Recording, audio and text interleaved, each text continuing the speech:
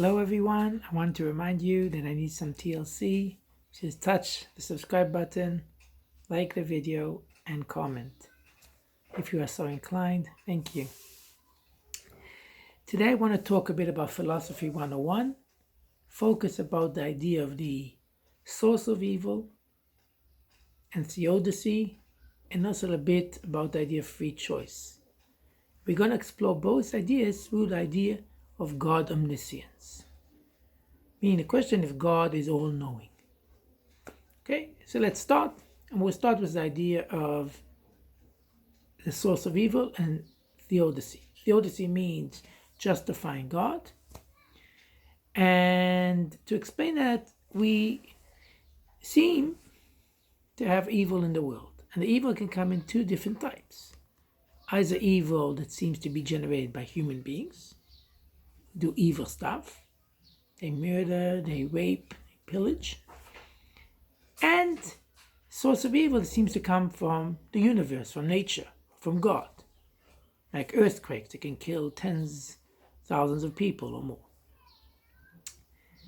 And both types of evil present a problem for the philosopher and especially for the faithful. And to explain that, we will start with theodicy, like I said, and I shall make a claim. And a claim goes like this. There are 5 claims or beliefs that can stand each one on their own or even together, but not all 5 can be true. And the 5 are: 1, that there is a God, he exists. 2, that this God is omniscient, meaning he is all-knowing. 3, that this God is omnipotent, meaning he is all-powerful. 4, that this God is omnibenevolent, which means he is all good.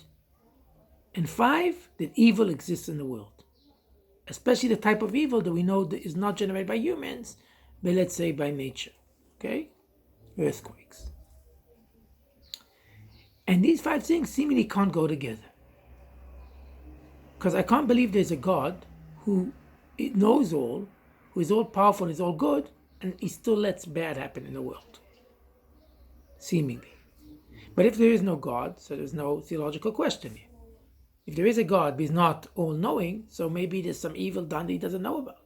So then there's no problem also, theoretically. If there is a God and he's all-knowing, but he's not all-powerful, perhaps he can't do something about this evil. And we're also okay. If he's all-knowing and all-powerful, but he's not all good, perhaps God is evil or partly bad, and sometimes he'll let evil happen because he's not all good. But if he is all-knowing, he exists, he's all-knowing, all-powerful and all good, how can there be evil in the world? So if it's evil generated by people, perhaps we can say, well, people did it. Then we can ask why he lets it happen.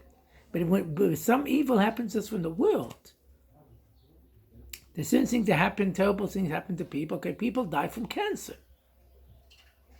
Seemingly, that's not human generated. People die from all kinds of diseases that don't seem to necessarily be generated by themselves.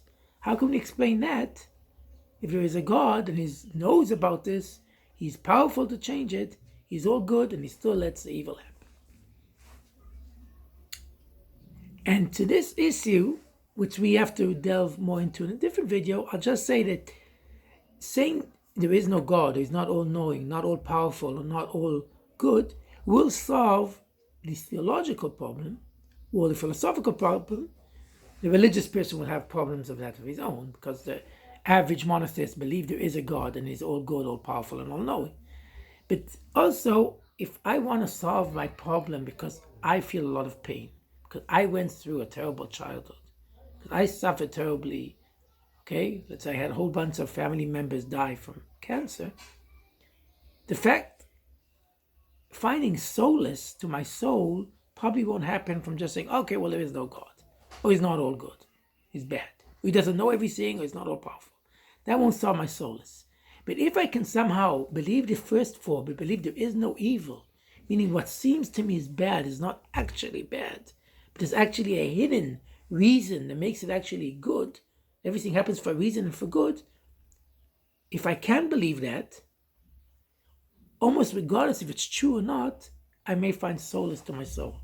I may find meaning. Okay? I can go back to Viktor Frankl's idea, perhaps, finding meaning in the suffering, and many others. There's more to talk about that, but I do want to touch on the other idea that's also related to omniscience, also a famous question, and also a philosophical question, which is like this. If God exists and is all-knowing, and when we say all-knowing, omniscience, we usually talk about not only the past, but the present and the future, how can it be free choice? How can it be that God knows what I'm going to do, and I still have free choice to do it? If God knows what I'm going to do, isn't that by definition mean that it's predetermined? And predeterminism exists. Many philosophers believe in predeterminism, whether they're religious or atheists. Many do. Some religions believe in predeterminism. But the question is, if it is all predetermined, so how do I have a free choice? How can a religion demand from me anything, or society, when I don't really have a choice because it's all predetermined? There are two main answers to this question. There are others. One is saying that God is not completely omniscient. Or even if he is, God can choose sort of to block something and not know. Meaning, even if I believe that God in general is omniscient, he can choose to block something and not know about it, not look that way. Okay, he can know the future because he's all powerful as well.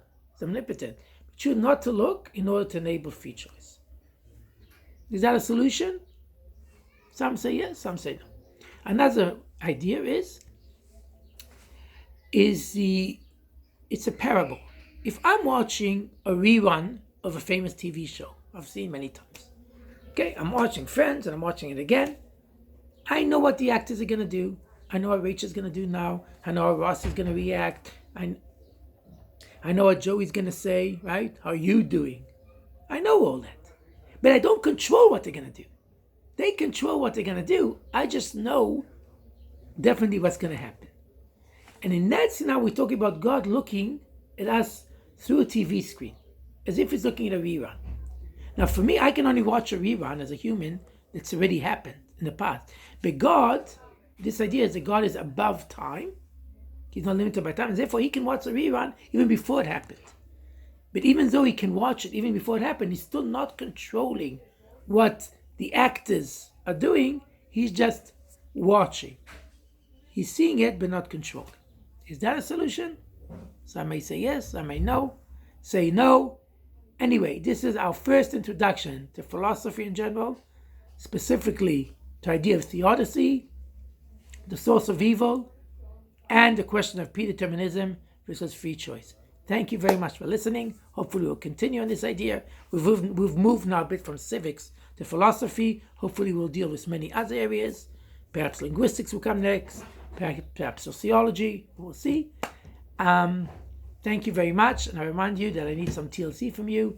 Touch the subscribe button, like the video, and comment if you are so inclined. Thank you very much, and see you next time.